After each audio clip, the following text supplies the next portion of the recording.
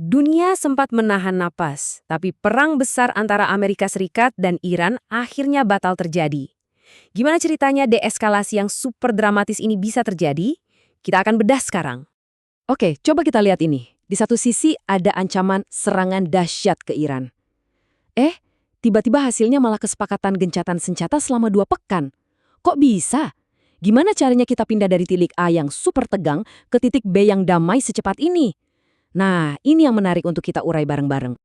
Jadi, semua ini berpusat pada satu keputusan besar. Presiden Amerika Serikat saat itu, Donald Trump, secara resmi membatalkan ancamannya buat menyerang Iran.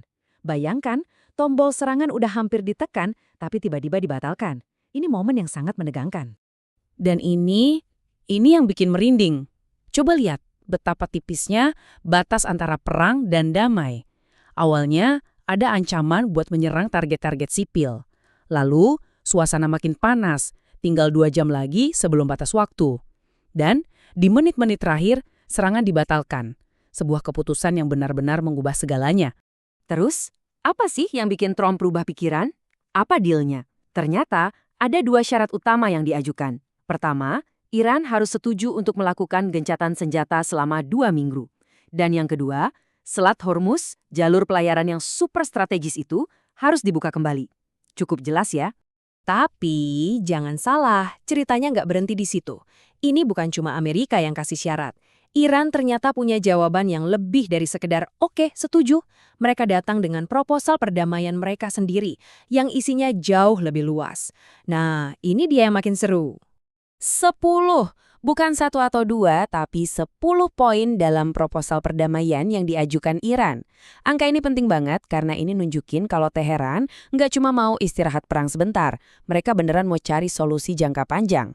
Nah, dari 10 poin itu, ada beberapa yang paling krusial. Pertama, dan ini dasar banget, kedua pihak nggak boleh saling serang, jaminan keamanan lah. Terus, Iran menegaskan kendali atas Selat Hormuz, ini non-negotiable buat mereka.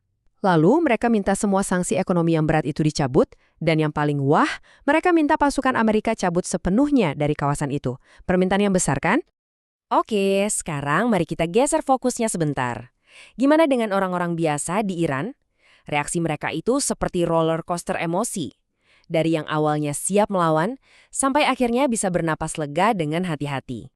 Sebelum ada kabar baik, waktu ancaman masih di atas kepala, rakyat Iran menunjukkan aksi solidaritas yang luar biasa loh. Mereka bikin rantai manusia di sekitar tempat-tempat vital, kayak pembangkit listrik Kazerun dan jembatan Desful. Ini pesan yang kuat banget, jangan sentuh infrastruktur sipil kami. Dan coba lihat perubahan drastisnya di sini. Begitu berita gencatan senjata menyebar, suasananya langsung berubah 180 derajat. Jalanan di Teheran penuh sama orang-orang yang merayakan. Mereka kibarkan bendera, mereka bersorak untuk perdamaian, benar-benar pemandangan kelegaan yang luar biasa.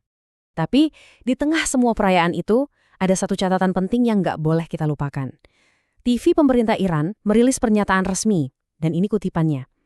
Dengan rasa ketidakpercayaan terhadap Amerika, negosiasi akan dimulai. Kalimat ini ngingatin kita semua, walau udah ada kesepakatan, rasa saling curiga itu masih dalam banget. Jalannya masih panjang. Jadi, setelah semua drama ini, langkah selanjutnya apa?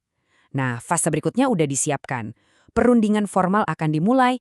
Ini adalah langkah pertama yang nyata di jalur perdamaian yang, jujur aja, masih sangat rapuh.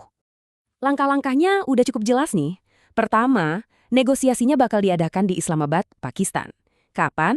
Dijadwalkan hari Jumat tanggal 10 April. Dan mereka punya waktu 2 minggu penuh untuk fokus membahas detil gencatan senjata ini.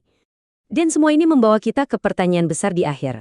Apakah ini cuma jeda sesaat yang rapuh, atau ini benar-benar awal dari sebuah jalan menuju perdamaian abadi antara dua negara yang udah lama berseteru?